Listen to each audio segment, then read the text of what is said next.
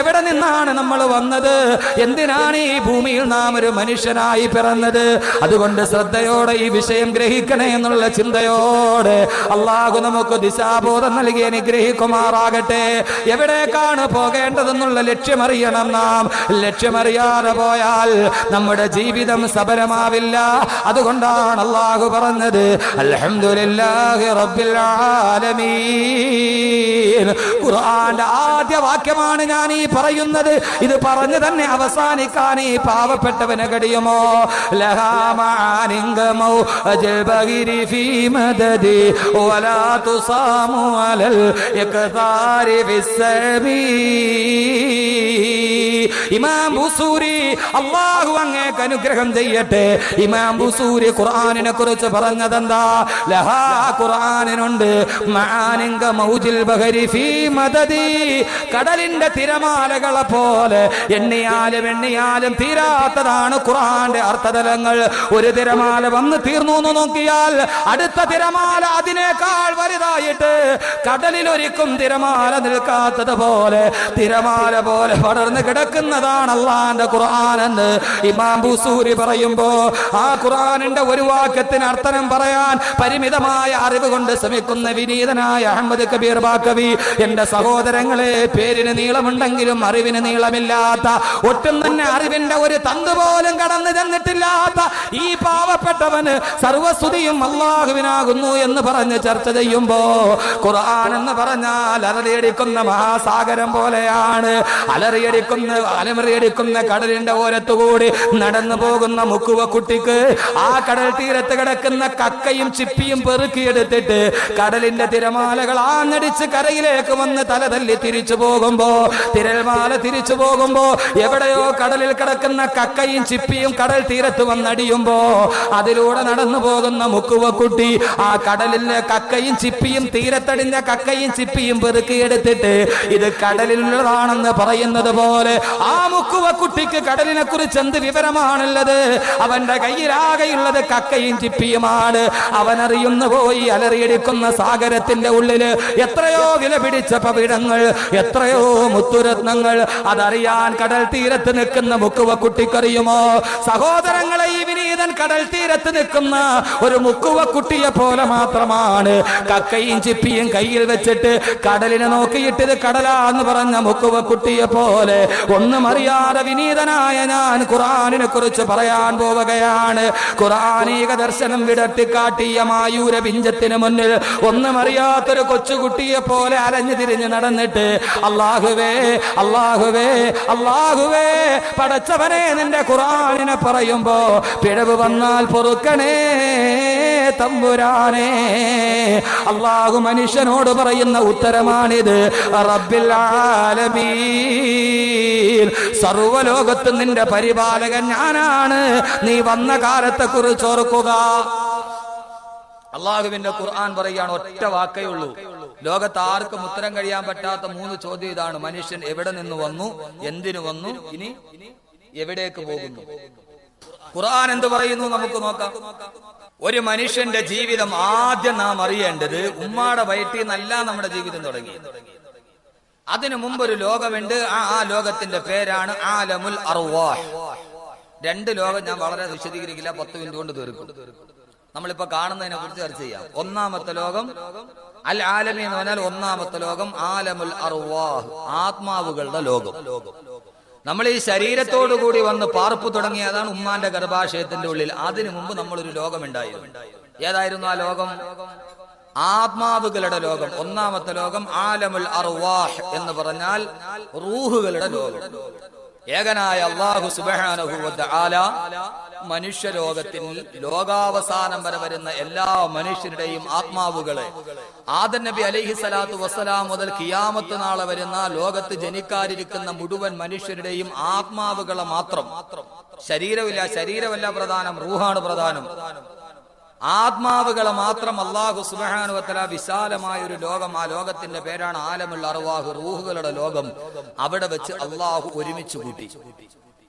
ആദം നബി അലൈഹി സ്വലാത്തു വസ്സലാം മുതൽ ലോകാവസാനം വരെ വരുന്ന സർവ്വ മനുഷ്യരുടെയും ആത്മാവുകളെ അല്ലാഹു ഒരു സ്ഥലത്ത് വെച്ച് ഒരുമിച്ച് കൂട്ടി.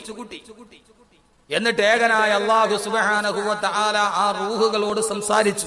അവിടെ ഞാനും നിങ്ങളും ഒക്കെ ഉണ്ട്, നമ്മുടെയൊക്കെ റൂഹുണ്ട്. ഈ ശരീരമില്ലാന്നേ ഉള്ളൂ, റൂഹുണ്ട്, ആത്മാവുണ്ട്.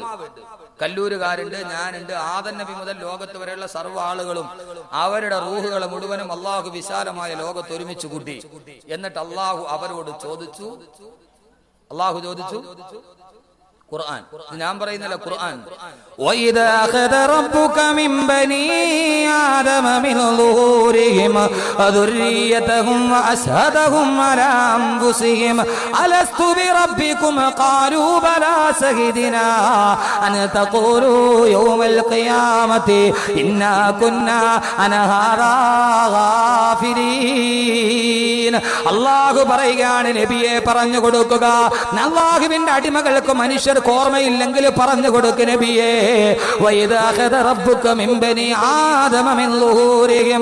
ആദം നബി അലൈഹിസ്സലാത്തു വസ്സലാമിന്റെ മുതുകിൽ നിന്ന് അല്ലാഹു ലോകാവസാനം വരെ വരുന്ന മനുഷ്യരുടെ ആത്മാവുകളെ മുഴുവനും പുറപ്പെടുവിച്ചുവത്രേ. എന്നിട്ട് അല്ലാഹു ആത്മാവുകളുടെ ഒരു ലോകമുണ്ടാക്കിയത്രേ. ആ ലോകമാണ് മനുഷ്യ നിന്റെ ജീവിതത്തിന്റെ തുടക്കം. ആലമുൽ അർവാഹ്, ലോകത്തിൽ മനുഷ്യന്റെ ജീവിതത്തിന്റെ തുടക്കം ആലമുൽ അർവാഹിലാണ്. ഇതാണ് ഒന്നാമത്തെ ലോകം, മനസ്സിലായോ? ഇനി രണ്ടാമത്തെ ലോകം ആലമുൽ അർഹാം. ആലമുൽ അർവാഹിൽ വേറെ കുറെ സംഭവങ്ങളൊക്കെ നടന്നിട്ടുണ്ട്. ആ ലോകമാണ് രണ്ടാമത്തെ ലോകം. അല്ലാഹുവിന്റെ ഖുർആൻ പറയുന്നു, ആലമുൽ അർഹാം, നിന്റെ ജീവിതത്തിന്റെ ഒന്നാമത്തെ ലോകം ആലമുൽ അർവാഹാണ്. അവിടെ നിന്ന് നിന്റെ എല്ലാ ആത്മാവുകളെയും അല്ലാഹു വീണ്ടും ആദം നബിയുടെ മുതുകിലേക്ക് മടക്കി.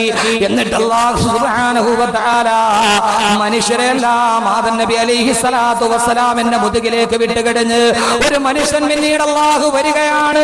അല്ലാഹുവിനെ റബ്ബായിട്ട് അംഗീകരിച്ച നാം അംഗീകാരം അനുസരിച്ച് ജീവിക്കുന്നുണ്ടോ എന്ന് പരീക്ഷിക്കാനാണ് അല്ലാഹു രണ്ടാമത്തെ ലോകത്തേക്ക് നമ്മെ പറഞ്ഞു വിടുക. അല്ലാഹു പറയുന്ന, അതാ നീ ആലമുൽ അർഹാം, രണ്ടാമത്തെ ലോകം ആലമുൽ അർഹാമാണ്. അത് ഉമ്മാന്റെ ഗർഭാശയത്തിന്റെ ഉള്ളിൽ നീ താമസിക്കുന്ന ദിവസമാണ്.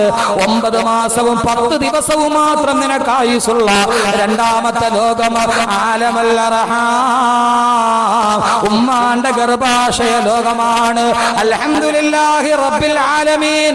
അൽ ആലമീൻ എന്ന് പറഞ്ഞാൽ അതിന്റെ അർത്ഥം ആലമുൽ അർവാഹിന്റെ റബ്ബ്, രണ്ടാമത്തേത് ആലമുൽ അർഹാമിന്റെ റബ്ബ്. ഇന്നലെ ഞാൻ ഇതിന്റെ ചില ഭാഗങ്ങൾ സൂചിപ്പിച്ചു കളഞ്ഞു. 9 മാസവും 10 ദിവസവും മാത്രം അമ്മാന്റെ ഗർഭാശയത്തിന്റെ ഉള്ളിൽ കിടക്കുന്ന ലോകമുണ്ടല്ലോ, ആ സമയത്ത് നമുക്ക് ആവശ്യമുള്ളതെല്ലാം ചെയ്തു തന്നത് അല്ലാഹുവാണ്. ഇന്നലെ നാം ആ വിഷയങ്ങൾ പറഞ്ഞു കഴിഞ്ഞു. അല്ലാഹുവിന്റെ ഖുർആൻ തന്നെ പറയട്ടെ, അല്ലാഹു പറയുകയാണ്, വലഖദ് ഖലഖനൽ ഇൻസാന മിൻ സുലാലത്തിൻ മിൻ തീൻ ثم جعلناه نطفة في قرار مكين ثم خلقنا النطفة علقة فخلقنا العلقة مضغة فخلقنا المضغة عظاما فكسونا العظام لحما ثم نسيناه خلقا آخر فتبارك الله أحسن الخالقين. അല്ലാഹു പറയുന്ന, കളിമണ്ണിന്റെ സത്തയിൽ നിന്നാണ് മനുഷ്യ നിന്നെ ഞാൻ സൃഷ്ടിച്ചത്. എന്നിട്ട് നിന്നെ സൃഷ്ടിച്ച ഞാൻ അതൊരു ഇന്ദ്രിയ തുള്ളിയായി നിന്റെ പിതാവിന്റെ മുതുകിലാക്കി. അതിൽ നിന്ന് നിന്റെ മാതാവിന്റെ ഗർഭപാത്രത്തിലെത്തി. സുമ്മ ജഅൽനാഹു നുത്ഫതൻ ഫീ ഖറാരിൻ മകീൻ. അല്ലാഹു പറയുകയാണ്, ഇവിടെ നാം പറയുക, പുരുഷന്റെ മുതുകിൽ നിന്നാണ് ഇന്ദ്രിയം പുറപ്പെടുന്നത്. അല്ലാഹു റൂഹുകളെ പുറപ്പെടുത്തതും ആദം നബിയുടെ മുതുകിൽ നിന്നാണ്. ആ മുതുകിൽ നിന്ന് വന്ന് അത് ഉമ്മാന്റെ ഗർഭാശയത്തിൽ എത്തിക്കഴിയുമ്പോ അല്ലാഹു പറയുകയാണ്, നിന്റെ ആ ഇന്ദ്രിയത്തുള്ളിയെ ഫജഅൽനാഹു ഫീ ഖറാരിൻ മകീൻ, ഒരു സുരക്ഷിതമായ സ്ഥാനത്ത് ഞാൻ നിക്ഷേപിച്ചു അത്രേ. അല്ലാഹു പറയുകയാണ്, പുരുഷന്റെ ആ ബീജത്തെ ഞാൻ ഫീ ഖറാരിൻ മകീൻ, സുരക്ഷിതമായ സ്ഥാനത്ത് നിക്ഷേപിച്ചു. ഏതാ സുരക്ഷിതമായ സ്ഥാനം? ഏതാ? ഉമ്മാന്റെ ഗർഭാശയത്തെ കുറിച്ച് അല്ലാഹു പറയുന്ന വാക്ക് ഗർഭാശയം എന്നല്ല, ഖറാറിൻ മക്കീൻ, സുരക്ഷിതമായ സ്ഥാനം എന്ന് പറഞ്ഞാൽ ആരെയും പേടിക്കാതെ നിനക്ക് കിടക്കാൻ പറ്റുന്ന ഒരു സ്ഥാനമാണ് ഉമ്മാന്റെ ഗർഭാശയം. അള്ള തന്നെ പറഞ്ഞത് സുരക്ഷിതമായ സ്ഥാനമാണെന്നാണ്. ആ അള്ള പറഞ്ഞ സുരക്ഷിത സ്ഥാനത്തെ അരക്ഷിതാവസ്ഥയിലാക്കിയവനല്ലേ മനുഷ്യൻ. എടാ, നീ ഒരു സിറിഞ്ചിനെയും പേടിക്കണ്ട. അള്ള സുരക്ഷിതമായ സ്ഥാനത്ത് കിടത്തിയ കുഞ്ഞിനെയാണ് നമ്മൾ അബോർഷൻ ചെയ്ത് വെളിയിൽ ചാടിക്കണത്. ശരിയാകുമോ? അള്ളാഹു പറഞ്ഞു സുരക്ഷിതമായ സ്ഥാനമാണത്. ആരുടെയും കൈകടത്തിലില്ലാത്ത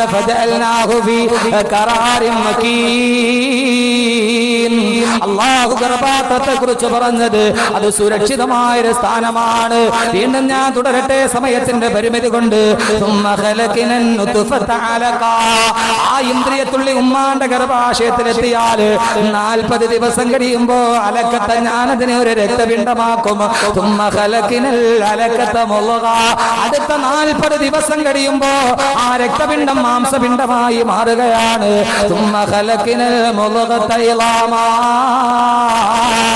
പിന്നീട് ആ മാംസപിണ്ഡം എല്ലുകളായി. ആ മാംസപിണ്ഡം പിന്നീട് എല്ലുകളായി മാറുകയാണ്. അള്ളാഹു സൃഷ്ടിപ്പിനെ കുറിച്ച് പറയുകയാണ്. ഉമ്മാന്റെ ഗർഭാശയത്തിന്റെ ഉള്ളില് ഒരു കുഞ്ഞിനെ ഓരോ ഘട്ടവും കഴിയുമ്പോ അള്ളാഹു ഗർഭാശയത്തിനുള്ളിൽ വളർത്തുകയാണ്. അവസാനം അടുത്ത 40 ദിവസമാകുമ്പോ 120ാമത്തെ ദിവസമാകുമ്പോ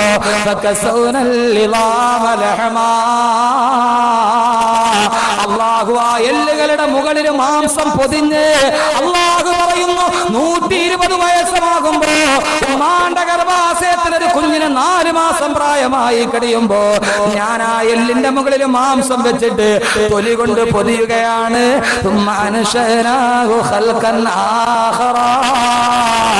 പിന്നീട് ഞാനൊരു പുതിയ സൃഷ്ടിപ്പ് തുടങ്ങുകയാ എന്ന് പറഞ്ഞാൽ മനുഷ്യനാവാൻ പോവുകയാണ്.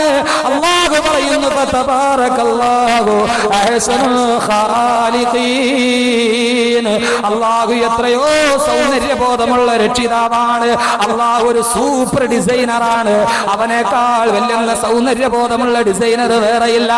40 ദിവസം കൊണ്ട് രക്തപിണ്ഡം, അടുത്ത 40 ദിവസം കൊണ്ട് മാംസപിണ്ഡം, അടുത്ത 40 ദിവസം കഴിയുമ്പോ എല്ലുകൾ മുളക്കാൻ തുടങ്ങി. അടുത്ത സമയമാകുമ്പോ എല്ലുകളുടെ മുകളിൽ മാംസം വെച്ചിട്ട് അതിന്റെ മുകളിൽ തൊലി കൊണ്ട് പൊതിയുകയാണ്.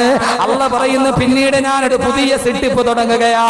എന്താ പുതിയ സൃഷ്ടിപ്പ് തുടങ്ങുന്നതെന്നറിയുമോ? അള്ളാന്റെ റസൂല് പറഞ്ഞു, ഉമ്മാന്റെ ഗർഭാശയത്തിൽ ഒരു കുഞ്ഞിന് ആലമുൽ അർഹാമെന്ന 2ാമത്തെ ലോകത്ത് നടക്കുന്ന സംഭവമാണ് പറയുന്നത്. അള്ളാഹു ഒരു മലക്കിനെ പറഞ്ഞു വിടും. ഇമാം ബുഖാരി ഉദ്ധരിക്കുന്ന സഹീഹായ ഹദീസാണ്. അള്ളാഹു സുബ്ഹാനഹു വ തആല മാതാവിന്റെ ഗർഭാശയത്തിൽ കിടക്കുന്ന കുഞ്ഞിന്റെ അടുക്കലേക്ക് അള്ളാഹു ഒരു മാലാഖയെ പറഞ്ഞു വിടുമത്രേ.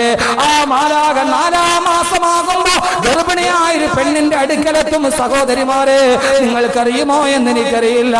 നിന്റെ ഗർഭാശയം എന്ന് പറയുന്ന മഹത്തായ ലോകത്ത് നടക്കുന്ന, അതുകൊണ്ടാണല്ലോ ഉമ്മ എന്ന് പറഞ്ഞാൽ മാതാവ് മാത്രമല്ല, അവള് നിന്റെ എല്ലാമാണെന്ന് റസൂലുള്ള പറഞ്ഞത്. നീ ജീവിച്ചിരുന്നൊരു ലോകമാണത്. ഈ ഭൂമിയേക്കാൾ സങ്കീർണമായൊരു ലോകമാണ് നിന്റെ ഉമ്മാന്റെ ഗർഭാശയം. ആ ഗർഭാശയത്തിലാണ് മക്കൾ ഉമ്മാന്റെ അടിവയറ്റിൽ തൊഴിക്കുന്നത്. നിന്റെ ലോകത്തിനാണ് നീ ചവിട്ട് കൊടുക്കുന്നത്. ആ മലക്ക് 4ാം മാസത്തിലെ ഗർഭാശയത്തിനുള്ളിലേക്ക് വന്നിട്ട് അള്ളാന്റെ റസൂല് പറഞ്ഞു, ആ കിടക്കുന്ന കുഞ്ഞിന് അള്ളാഹു 4ാം മാസമായി കഴിയുമ്പോ റൂഹി കൊടുക്കുമെന്ന് നബി മുഹമ്മദ് റസൂലുള്ളാഹ്. 4 മാസമായി കുഞ്ഞിന് റൂഹൂതി. അപ്പോഴാണ് കാല് ചലിക്കാൻ തുടങ്ങുന്നത്, കൈ അനങ്ങാൻ തുടങ്ങുന്നത്. ആ സമയത്ത് ഭാര്യമാര് ഭർത്താവിനോട് പറയും, കൊച്ചു വാപ്പാനെ അന്വേഷിക്കാൻ തുടങ്ങിയിട്ടുണ്ട്, വയറ്റിനുള്ളിൽ അനക്കം തുടങ്ങിയിട്ടുണ്ടെന്ന് സഹോദരിമാര് പറയുന്നത്. അപ്പോഴാണ് അള്ളാഹു പറഞ്ഞു വിടുന്ന മലക്കിന്റെ ജോലി എന്താ? എന്റെ സഹോദരങ്ങള്, ഇവിടെ വെച്ചാണ് റബ്ബിനെ നമ്മൾ പരിചയപ്പെടേണ്ടത്. ആ മലക്ക് വന്നിട്ട് അവന്റെ തലയിൽ എഴുതി വെക്കാൻ തുടങ്ങും.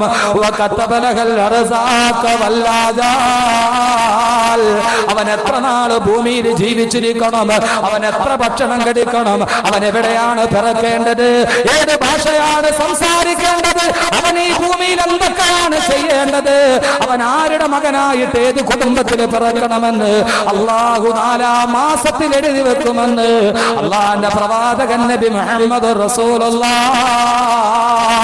അവൻ ആരെ വിവാഹം കഴിക്കണം, അവളുടെ ഭർത്താവ് ആരായിരിക്കണം, അവൾക്ക് എത്ര മക്കൾ ഉണ്ടാവണം, അവൾ ഏത് പ്രദേശത്ത് ജനിക്കണം, എല്ലാം അല്ലാഹു 4 മാസത്തിൽ രേഖപ്പെടുത്തുമെന്ന് ആദരവായ പ്രവാചകൻ നബി മുഹമ്മദ് റസൂലുള്ളാഹ്. ആലമൽ അർഹാം എന്ന് പറയുന്നത് നമ്മുടെ രണ്ടാമത്തെ ലോകത്തടക്കുന്ന സംഭവമാണ്. 4 മാസമാകുമ്പോൾ അള്ളാഹു ഒരു മലക്കിനെ പറഞ്ഞു വിടും. മലക്ക് വന്നിട്ട് റൂഹൂതും. റൂഹൂതി കഴിയുമ്പോൾ കൈയും കാലും അനങ്ങും. ആ സമയത്താണ് ഗർഭിണികളുടെ വയറ്റിൽ കിടക്കുന്ന കുട്ടിക്ക് അനക്കമുണ്ടോ നോക്കുന്നത്, സ്കാൻ ചെയ്ത്. ആ സമയത്ത് അള്ളാഹു തലയിൽ എഴുതും എത്ര വയസ്സ് വരെ ജീവിക്കണം, എത്ര വയസ്സ് വരെ. ആർക്കേലും അറിയാവല്ല എത്ര എഴുതിയിരിക്കുന്നത്. ചില സ്ത്രീകൾ പറയല, എന്റെ പൊന്നുസ്താദ് എത്രയോ നല്ല ആളുകൾ പെണ്ണ് കാണാൻ എന്നെ വന്നതാ, ഓ ഇയാളെ തന്നെ എന്റെ തലയെ കെട്ടി വെച്ചല്ലോ. അള്ള എഴുതിയതേ വരും. ഇപ്പൊ ആര് കണ്ടാലും ശരി, എത്ര കണ്ടാലും ശരി. നമ്മൾ പറയൂലോ പടച്ചവനെ ഇതല്ലാതെ വേറൊന്നായിരുന്നെങ്കിൽ. ഇല്ല സഹോദരങ്ങൾ, അള്ളാന്റെ കലായിൽ തൃപ്തിപ്പെട്ടോളി. അള്ള ഏത് പെണ്ണിന്റെ പേരാണോ നിന്റെ ഭാര്യയായിട്ട് എഴുതി വെച്ചിരിക്കുന്നത്, എവിടെ കറങ്ങിത്തിരിഞ്ഞാലും അവിടെ തന്നെ വരും. 4 മാസത്തിൽ അള്ളാഹു എഴുതി വെച്ചിരിക്കുന്ന തീരുമാനങ്ങളുടെ പൂർത്തീകരണമാണ് അടുത്ത ലോകത്ത് നടക്കുക. അതുകൊണ്ട് ഈ ലോകവും ആ ലോകവും തമ്മിൽ വളരെ ബന്ധമുണ്ട്. രണ്ടാമത്തെ ലോകത്തിൽ അള്ളാഹു തീരുമാനിക്കുന്നതാണ് നടക്കുക. അള്ളാഹു നമ്മുടെ തീരുമാനം അനുകൂലമാക്കി തരട്ടെ. ഈ 2 ലോകം കുഴപ്പമില്ല, ഇനിയുള്ള ലോകമാണ് കുഴപ്പം. ഈ 2 കാലത്ത് അള്ള നോക്കിക്കോളും, കുഴപ്പമൊന്നുമില്ല, നമ്മൾ ഒന്നും ചെയ്യേണ്ട, അതിനകത്ത് കിടന്നാൽ മതി. അതായിരുന്നു സുഖം. ആ ഗർഭാശയത്തിന്റെ ഉള്ളിൽ അള്ളാഹു പറയുന്ന കുഞ്ഞിനെ വളർത്തുകയാണ്. ഗർഭാശയത്തിൽ ഒരു പ്രശ്നവുമില്ലാതെ അള്ളാഹു നിന്നെ നോക്കുകയാണ്. ഇവിടെ അള്ളാഹു ഗർഭാശയത്തെ കുറിച്ച് പറഞ്ഞ വാക്ക് ഞാൻ പറഞ്ഞല്ലോ, സുരക്ഷിതമായ സ്ഥാനമാണ് ഗർഭാശയം എന്ന് പറഞ്ഞാൽ. അള്ളാഹു സുബ്ഹാനഹു വ തആല ഒരു കുഞ്ഞിന് ജന്മം കൊടുക്കുമ്പോ, അവൻ റബ്ബായിട്ട് പരിപാലിക്കുമ്പോ, ഗർഭാശയത്തിന്റെ വായുടെ ഭാഗത്തായി ഒരു കുഞ്ഞ് കടന്നു പോകുന്ന ഗർഭാശയത്തിന്റെ, ഒരു സ്ത്രീയുടെ ഗർഭാശയത്തിന് മൂടിക്കെട്ടി കിടക്കുന്ന ഗർഭാശയത്തിന്റെ മുകൾ ഭാഗത്തായി അള്ളാഹു ഒരു അരിപ്പ വെച്ചിട്ടുണ്ട്. ആ അരിപ്പയുടെ പേര് പ്ലാസന്റ എന്നാണ്. കുഞ്ഞ് കിടക്കുന്ന ഗർഭാശയത്തിന്റെ കവാടത്തിന്റെ മുകളില് ഏകനായ തമ്പുരാൻ ഒരു അരിപ്പ വെച്ചിരിക്കുകയാണ്. എന്തിനെന്നറിയുമോ? ഉമ്മാന്റെ ശരീരത്തിലെ വിഷാംശങ്ങളോ, ഉമ്മയുടെ രക്തത്തിൽ വിഷാംശങ്ങൾ കലർന്നാല് അതാ കുഞ്ഞിനെ ബാധിക്കാതിരിക്കാൻ, ഉമ്മയുടെ ഭക്ഷണ പദാർത്ഥത്തിൽ അടങ്ങിയിരിക്കുന്ന രാസവസ്തുക്കൾ കുഞ്ഞുങ്ങളിലേക്ക് പകരാതിരിക്കാൻ അല്ലാഹു ഗർഭാശയത്തിന്റെ കവാടത്തിൽ ഒരരിപ്പ വെച്ചിരിക്കുകയാണ്. ആ അരിപ്പയിൽ നിന്ന് അരിച്ചിട്ട് നല്ലതല്ലാതെ വെളിയിലോട്ട് പോവുകയില്ല. കാരണം ഒരു കുഞ്ഞ് നിർമ്മലമായിരിക്കണം, നവജാത ശിശു നിർമ്മലമായിരിക്കണം. അതിനുവേണ്ടി അല്ലാഹു ഗർഭാശയത്തിന്റെ മുകളിൽ ഒരു അരിപ്പ വെച്ചിരിക്കുകയാണ്. ആ കുഞ്ഞിന് യാതൊരുവിധ വിഷാംശങ്ങളേക്കാതിരിക്കാൻ ഒരു നിർമ്മലമായ അവസ്ഥയിലാണ് 9 മാസവും 10 ദിവസവും താമസിച്ചിട്ട് അതാ നിന്റെ 3ാമത്തെ ലോകത്തേക്ക് നീ വരാൻ പോവുകയാണ്. കാരണം എന്തെന്നറിയോ? 9 മാസവും 10 ദിവസവും പൂർത്തിയാകുമ്പോ അള്ളാഹു പറഞ്ഞു, നിന്റെ 2ാമത്തെ ലോകം കഴിഞ്ഞു, ഇനി നീ പൊയ്ക്കൊള്ളുക നിന്റെ 3ാമത്തെ ലോകത്തേക്ക്. അപ്പോഴാണ് പ്രസവം നടക്കുന്നത്. അതാ ഒരു കുഞ്ഞ് ജനിക്കാൻ പോവുകയാണ്. ആ കുഞ്ഞു ലോകത്തേക്ക് വരാൻ പോവുകയാണ്. അള്ളാഹു അതിനു വേണ്ടിയുള്ള സംവിധാനം ഒരുക്കുകയാണ്. സഹോദരങ്ങളെ, ലോകത്തിലെ ഏറ്റവും വലിയ സംഭവം നടക്കാൻ പോവുകയാണ്. ഒരു കുഞ്ഞിന്റെ ജനനം എന്ന് പറഞ്ഞാൽ നിസ്സാരമല്ല. ഇന്ന് നടന്ന ഏറ്റവും വലിയ സംഭവം ഏതാണ് ചോദിച്ചാൽ, ആ സംഭവം ലോകത്തെവിടെയെങ്കിലും ഒരു കുഞ്ഞ് പറഞ്ഞാൽ ആ കുഞ്ഞിന്റെ ജനനമാണ്. കാരണം എന്താ? ഇന്ന് ജനിച്ച ഈ കുഞ്ഞ് ഏതെങ്കിലും ഗവൺമെന്റ് ആശുപത്രിയുടെ വരാന്തയിൽ ജനിച്ച ഈ കുഞ്ഞ് നാളത്തെ പ്ലേറ്റോ ആവില്ലെന്ന് ആര് കണ്ടു? ഈ കുഞ്ഞു നാളെ ഒരു സോക്രട്ടീസ് ആവില്ലെന്ന് ആര് കണ്ടു? ഈ കുഞ്ഞു നാളെ ഒരു അരിസ്റ്റോട്ടിൽ ആവില്ലെന്ന് ആര് കണ്ടു? ഈ കുഞ്ഞു നാളെ ഒരു ഇമാമുദ്ദീൻ സഞ്ജി ആവില്ലെന്ന് ആര് കണ്ടു? ഈ കുഞ്ഞു നാളെ ഒരു സലാഹുദ്ദീൻ അയ്യൂബി ആവില്ലെന്ന് ആര് കണ്ടു? ഈ കുഞ്ഞു നാളെ ഒരു ഉമർ മുഖ്താർ ആവില്ലെന്ന് ആര് കണ്ടു? ഒരു കുഞ്ഞിന്റെ ജനനം ലോകത്തിലെ വലിയൊരു സംഭവമാണ്. അള്ളാഹു പറഞ്ഞു, മനുഷ്യ, നിന്റെ 2ാമത്തെ ലോകം തീരാൻ പോവുകയാണ്. പൊയ്ക്കൊള്ളുക നീ ഒരു പുതിയ ലോകത്തേക്ക്. ഞാൻ കടക്കട്ടെ. 3ാമത്തെ ലോകമാണ് ആലമുദ്ദുനിയാ. നമ്മൾ ഈ ജനിച്ചു വീണ ഭൂലോകമില്ലേ, 2 ലോകം കടന്നിട്ട് 3ാമത്തെ ലോകത്താണ് നാം നിൽക്കുന്നത്. അതാ ഉമ്മാന്റെ ഗർഭാശയത്തിൽ കടന്ന ഒരു കുഞ്ഞതാ കരഞ്ഞുകൊണ്ട് പൊട്ടിക്കരഞ്ഞുകൊണ്ട് ഭൂമിയിലേക്ക് വരികയാണ്. പൊട്ടിക്കരഞ്ഞുകൊണ്ട് വരികയാണ്. 1000 മോഹങ്ങളും ലാഭങ്ങളും കൊതിയുമായി. ഇനിയാണ് നാം നമ്മുടെ വിഷയം ശ്രദ്ധിക്കേണ്ടത്. കുഞ്ഞതാ ജനിച്ചു വീഴുകയാണ്. 2 കൈയും കൂട്ടിപ്പിടിച്ച് മടക്കി പിടിച്ചിട്ട് പൊട്ടിക്കരഞ്ഞുകൊണ്ടാണ് ഒരു കുഞ്ഞിന്റെ ജനനം എവിടേക്ക് നടക്കുക. അതെന്താണെന്നറിയുമോ? ഒരു കുഞ്ഞിതാ കൈ മുറുക്കി അടച്ചു പിടിച്ചിട്ടാണ് വെളിയിലോട്ട് വരുന്നത്. എന്തിനാണ് സഹോദരങ്ങളെ കൈ ഇങ്ങനെ മുട്ടി ചുരുട്ടി പിടിച്ചിരിക്കുന്നത്? എപ്പോഴാണ്? എപ്പോഴും കൈയുടെ ഉള്ളിൽ എന്തെങ്കിലും ഇരിക്കുമ്പോഴാണ് ആരും കാണാതെ കൈ നാം ഇങ്ങനെ അടച്ചു പിടിക്കുന്നത്. ജനിച്ചു വീഴുന്ന നവജാത ശിശുവിന്റെ കയ്യിൽ എന്താണുള്ളത്? ഒന്നുമില്ലാത്ത കുഞ്ഞന്റെ കൈ ഇങ്ങനെ ചുരുട്ടി പിടിച്ചുകൊണ്ട് ലോകത്തേക്ക് കടന്നു വന്നു. അതാണ് അല്ലാഹു നമ്മോട് ചിന്തിക്കാൻ പറഞ്ഞത്. ഒരു കവി ചോദിച്ചു അത്ര, എന്തുകൊണ്ടാണ് കുഞ്ഞിങ്ങനെ കൈ മുറുകി അടച്ചു പിടിച്ചിരിക്കുന്നത്? അവന്റെ കൈക്കുള്ളിൽ എന്താണ് ഇരിക്കുന്നത്?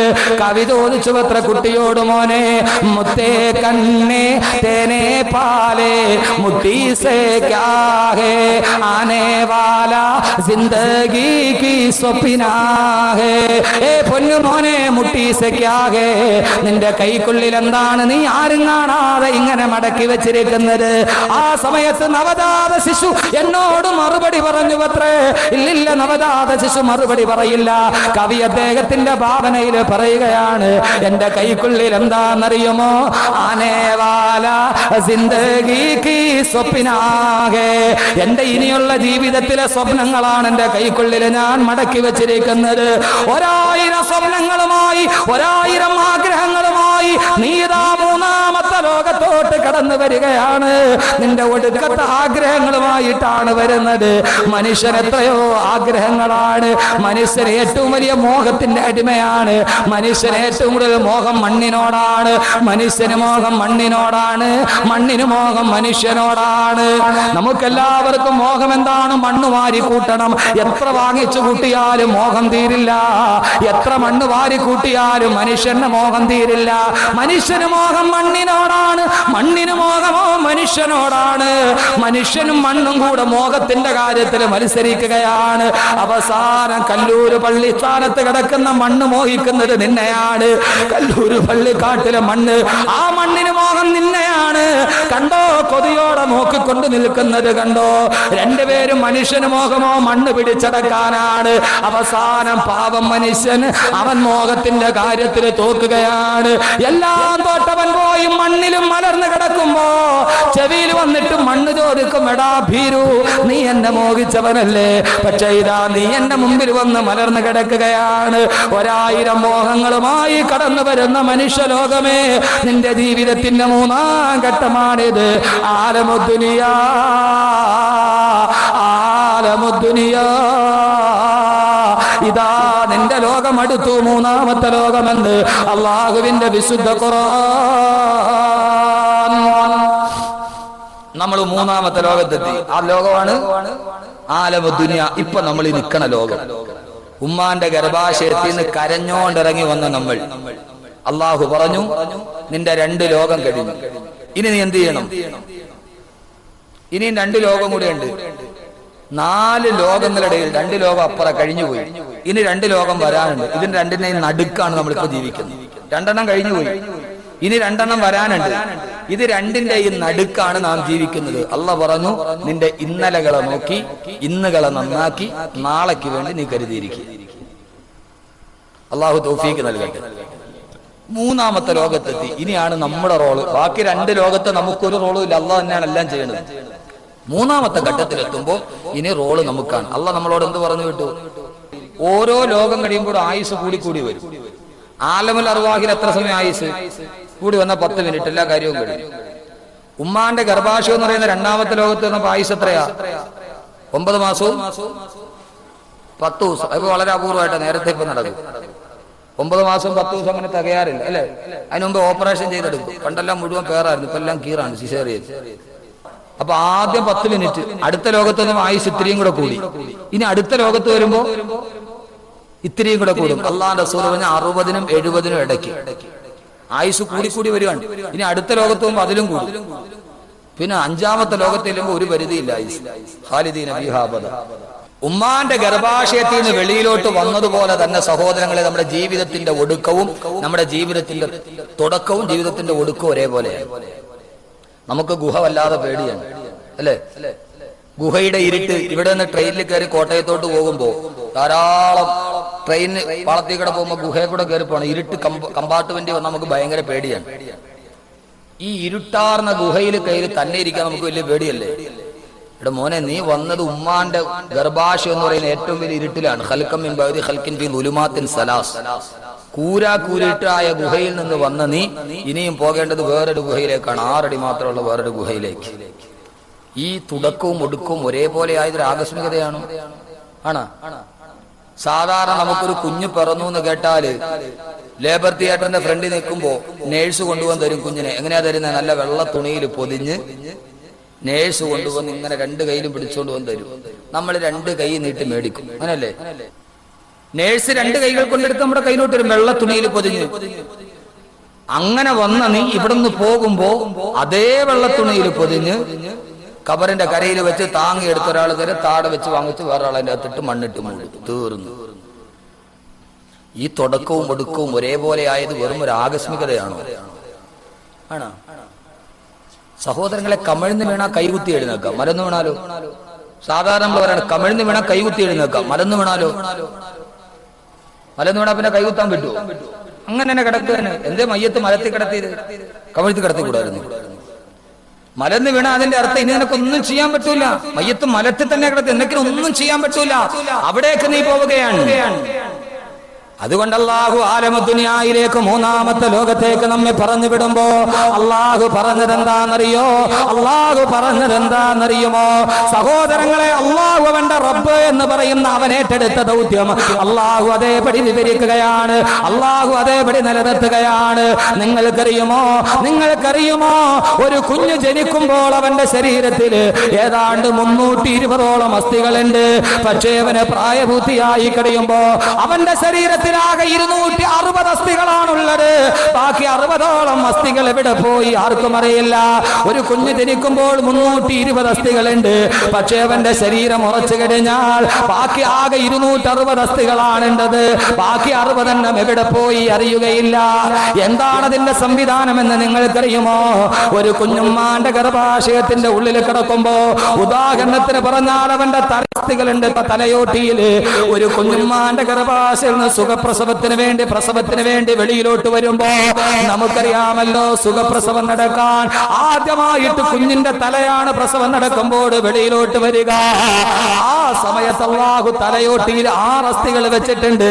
അത് പ്രസവത്തിന് വേണ്ടി ഗർഭാശയത്തിന്റെ ഗുഹാമുഖത്ത് വരുമ്പോ അല്ലാഹു ഒരു എല്ലിനെ നിരക്കി മറ്റൊന്നിന്റെ മുകളിൽ കയറ്റും. ഈ 6 എല്ലുകളും കൂടി പരസ്പരം നിരങ്ങി ചെറുതായി തല ചെറുതാകുമ്പോഴാണ് സുഖപ്രസവം നടക്കുന്നത്. എല്ലുകളെങ്ങാനും അങ്ങനെ ഇരുന്നാൽ, അതെങ്ങാനും നിരങ്ങാതെ അങ്ങനെ തന്നെ നീണ്ടിരുന്നാൽ കുഞ്ഞിനുമ്മാന്റെ ഗർഭാശയത്തിൽ നിന്ന് വെളിയിലേക്ക് വരാൻ കഴിയില്ല. തലയോട്ടിയിൽ 6 അസ്ഥികൾ പരസ്പരം നിരങ്ങി മുകളിലോട്ട് കയറിയിരുന്ന് തല ചെറുതായിട്ടാണ് പ്രസവം നടക്കുക. അങ്ങനെ ആ കുഞ്ഞ് തല ചെറുതായി ഉമ്മാന്റെ ഗർഭാശയത്തിൽ വെളിയിൽ വന്നാലോ ഉടനെ അവന്റെ എല്ലുകൾ കൂടിച്ചേരുകയില്ല. ആവശ്യം കഴിഞ്ഞാൽ കൂടിച്ചേരുകയില്ല. കാരണം എന്താണെന്നറിയുമോ? തലയോട്ടിയിൽ 6 എല്ലുകളും കൂടെ കൂടി ജോയിന്റായി കഴിഞ്ഞാൽ ആ പൊന്നമോന്റെ തലച്ചോറ് വികസിക്കണ്ടേ? അവന്റെ തലച്ചോറ് വളരുന്നതിനനുസരിച്ച് അവന്റെ തലയോട്ടിയോ വലുതായാലല്ലേ ആ കുഞ്ഞിന് സ്വന്തം ബുദ്ധി ഉണ്ടാവുകയുള്ളൂ. അതല്ലാതെ തലച്ചോറ് വളരാനെങ്ങാനും ഇടമില്ലാതിരുന്നാല് അവൻ മന്ദബുദ്ധിയായി പോകുമെങ്കിൽ പലരും പറയാറില്ലേ, മസ്തിഷ്കത്തിന് പൂർണ്ണ വളർച്ച എത്തിയിട്ടില്ല. അല്ലാഹുവേ, പടച്ചറമ്പേ, നീ വല്ലാത്ത കാരുണ്യവാനാണ്. ഇത് രാത്രിയാന്ന് ഞങ്ങൾ തിരിച്ചറിഞ്ഞത് നീ വിശേഷ ബുദ്ധി തന്നത് കൊണ്ടാണ്. അതിന്റെ തലച്ചോറ് പൂർണ്ണ വളർച്ച എത്തുന്നത് വരെ തലയിലെ എല്ലുകൾ അങ്ങനെ തന്നെ ഇരിക്കും. തലച്ചോറ് പൂർണ്ണ വളർച്ചയായ 6 എല്ലുകളെയും കൂടെ യോജിപ്പിച്ചിട്ട് അല്ലാഹു വെറും 3 എല്ലുകളാക്കി കൂട്ടിവെച്ച് സുരക്ഷിതമാക്കുകയാ. കാരണം ഇനി അവൻ വലിയ തലയിൽ ചുമടെടുക്കാനുള്ളവനാണ്. പഴയ പോലെ ദുർബലമായ അസ്ഥികളാണെങ്കിൽ പറ്റില്ല. അവൻ വീണാല് താങ്ങേണ്ട അസ്ഥികളാക്കി അല്ലാഹു ശക്തിയുള്ളതാക്കി വെക്കുമ്പോ എത്രയോ സംവിധാനങ്ങളാണ് തമ്പുരാൻ ചെയ്യുന്നതെന്നറിയുമോ? അവനല്ലാതെ മറ്റാർക്കെങ്കിലും ഇത് ചെയ്യാൻ കഴിയുമോ? അല്ലാഹു പറഞ്ഞു, ഇങ്ങനെയൊക്കെ സംവിധാനം ചെയ്ത് നിന്നെ ഞാനിതാ ഭൂമിയിലേക്ക് വിടുകയാണ്. എന്നിട്ട് അല്ലാഹു നമ്മളോടൊരു കാര്യവും കൂടി പറഞ്ഞു, ഈ ഭൂമിയിൽ നീ താമസിക്കേണ്ടത് എത്രയാ? വളരെ പരിമിതമായ കാലഘട്ടമാണ് നിന്റെ മൂന്നാം ലോകത്ത് നീ താമസിക്കേണ്ടത്. എന്നിട്ട് അല്ലാഹു നമ്മളോട് പറഞ്ഞതെന്താ? വത്തഖൂ യൗമൻ തുർജഊന ഫീഹി ഇലല്ലാഹ്. വത്തഖൂ യൗമൻ, ഒരു ദിവസത്തെ നിങ്ങൾ ഓർത്തു വെക്കണേ. തുർജഊന ഫീഹി ഇലല്ലാഹ്, അല്ലാഹു നിങ്ങളെ അവന്റെ അടുക്കലേക്ക് തിരിച്ചു വിളിക്കുന്ന ഒരു ദിവസത്തെ ഓർത്തുകൊണ്ടല്ലാതെ നിങ്ങൾ ഇനി ഈ ഭൂലോകത്ത് ജീവിച്ചിരിക്കരുതേ. മൂന്നാമത്തെ ലോകത്ത് വന്നു അല്ലാഹു നമുക്കൊരു നിർദ്ദേശവും തന്നു. എന്താ നിർദ്ദേശം? വത്തഖൂ യൗമൻ തുർജഊന ഫീഹി ഇലല്ലാഹ്, അല്ലാഹുവിലേക്ക് നിങ്ങളെ തിരിച്ചു വിളിക്കുന്ന ഒരു ദിവസമുണ്ട്, ആ ദിവസത്തെ നിങ്ങൾ ഓർക്കണം. അല്ലാഹു തൗഫീഖ് നൽകട്ടെ, അല്ലാഹു തൗഫീഖ് നൽകട്ടെ. അപ്പൊ ഇനി നമ്മുടെ ജോലി എന്താ? ഈ കാണുന്ന ലോകത്ത് സഹോദരങ്ങളെ, രണ്ട് ലോകവും നമ്മൾ കണ്ടിട്ടില്ല. ഇതിനു മുമ്പ് കടന്നു വന്ന രണ്ട് ലോകവും കണ്ടിട്ടില്ല. ഇനിയുള്ള രണ്ട് ലോകം കാണാൻ പോണതേ ഉള്ളൂ. ആകെ കണ്ണുകൊണ്ട് കാണണ ഒരു ലോകത്താണ്, രണ്ടിന്റെയും നടുക്കാണ് നമ്മൾ നിൽക്കുന്നത്. ഇവിടെ നമുക്ക് ചെയ്യാനുള്ളത് എന്താ?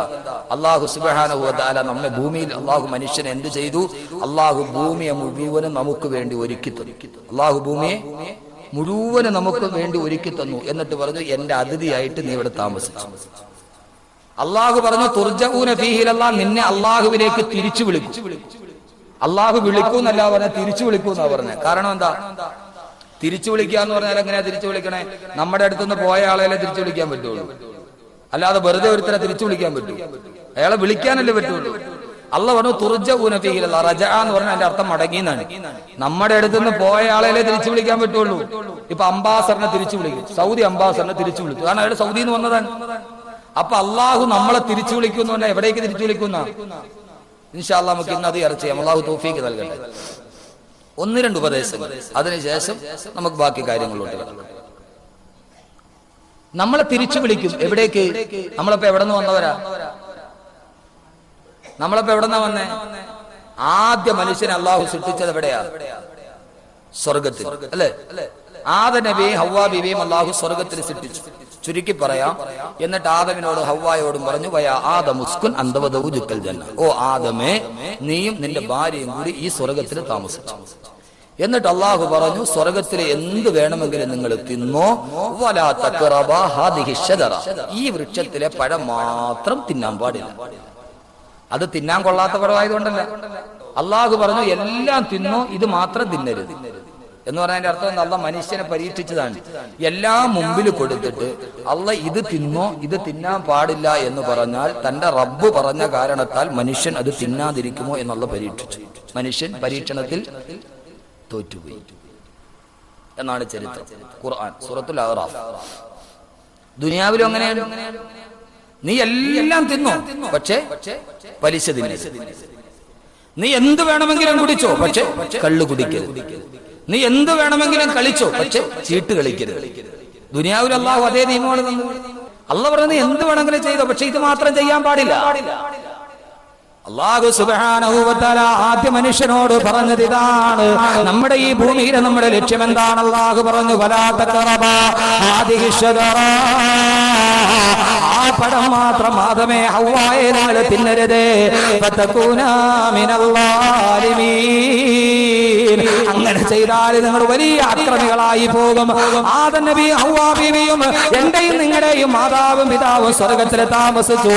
പിശാച് വന്നിട്ട് ആദം നബിയോട് പറഞ്ഞു, ആദമേ, ഫവസ്വസ ഇലൈഹി ശൈത്താൻ, പിശാച് വന്നിട്ട് ആദം ഹവ്വാ ദമ്പതികളോട് പറഞ്ഞു, ആദമേ, ഫഖുൽനാ യാ ആദമു ഹൽ നദുല്ലുക അലാ സദറത്തിൽ ഖുൽദി വമുൽകിൻ ലാ യബ്ലാ.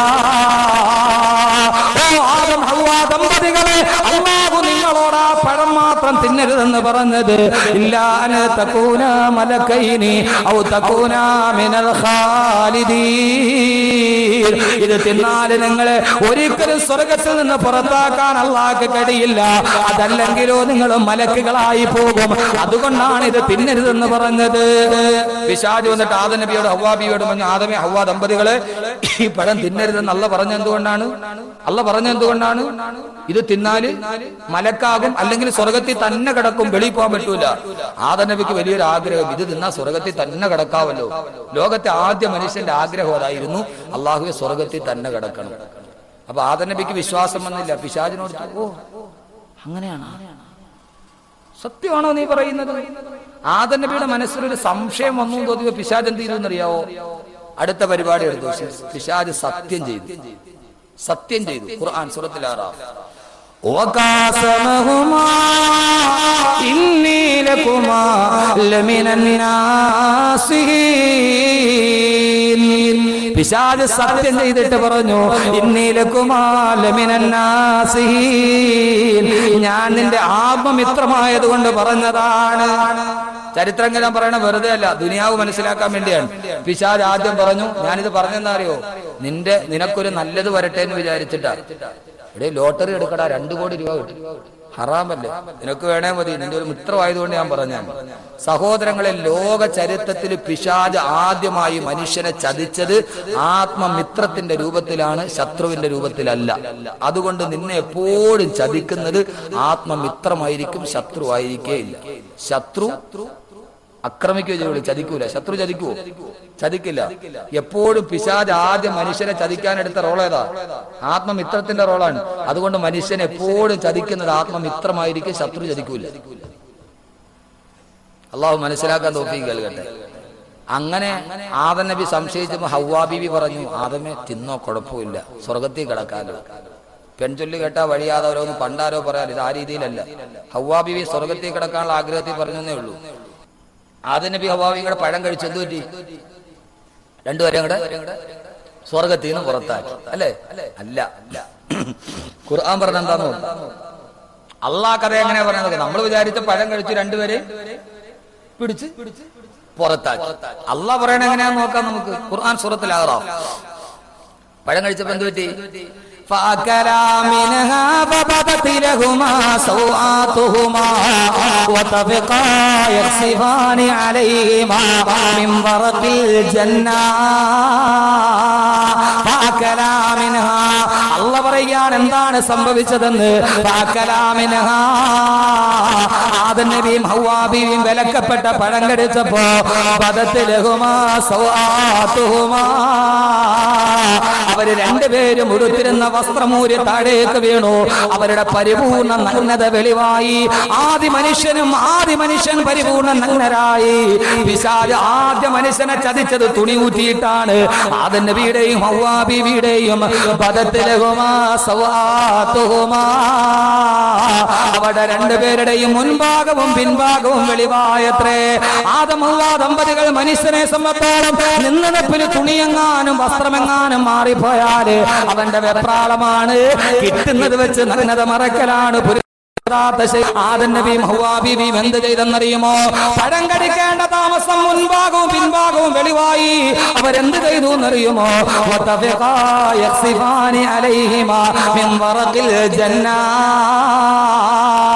തൊട്ടടുത്ത് കണ്ട ഏതോ ഒരു വൃക്ഷത്തിലെ ഇല പറിച്ചിട്ട് അവര് മുൻഭാഗവും പിൻഭാഗവും മാത്രം മറച്ചു വെച്ചത്രേ. ഖുർആൻ ഞാൻ പറഞ്ഞല്ലോ, ഖുർആൻ സൂറത്തുൽ അഅറാഫ്.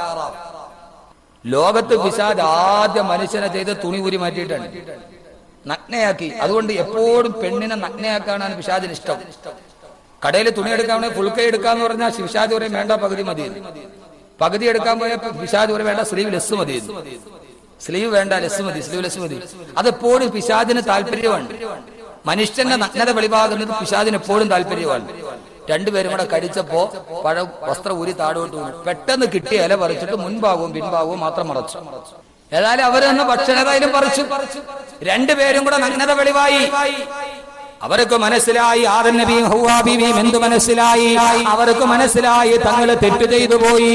ഉടനെ അള്ളാഹ് തന്നെ പറയുകയാണ്, നമ്മോട് ദുനിയാവിലെ ലക്ഷ്യം പറയുകയാണ്.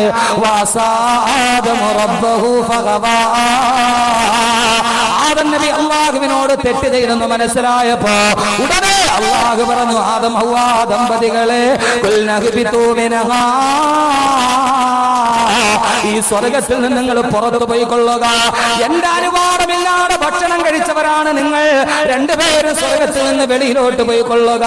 ആ സമയത്ത് ആദം നബിയും ഹവ്വാ ബീവിയും അല്ലാഹുവോട് പറഞ്ഞവത്രേ, ഖാലാ റബ്ബനാ ലലംനാ അൻഫുസനാ വഇല്ലം തഗ്ഫിർ ലനാ വതർഹംനാ ലനകൂനന്ന മിനൽ ഖാസിരീൻ. അല്ലാഹുവേ അല്ലാഹുവേ അല്ലാഹുവേ, ഞങ്ങൾ ഞങ്ങളുടെ ശരീരത്തോട് അക്രമം പ്രവർത്തിച്ചു തമ്പുരാനെ. വഇല്ലം തഗ്ഫിർ ലനാ, നീ ഞങ്ങൾക്ക് പുറത്തു തന്നില്ലെങ്കിൽ, വതർഹംനാ, നീ ഞങ്ങൾക്ക് കരുണ ചെയ്തില്ലെങ്കിൽ, ലനകൂനന്ന മിനൽ ഖാസിരീൻ. അല്ലാഹുവേ ഞങ്ങൾ നഷ്ടപ്പെട്ടു പോകും തമ്പുരാനെ, അല്ലാഹുവേ ഞങ്ങൾ നഷ്ടപ്പെട്ടു പോകും തമ്പുരാനെ.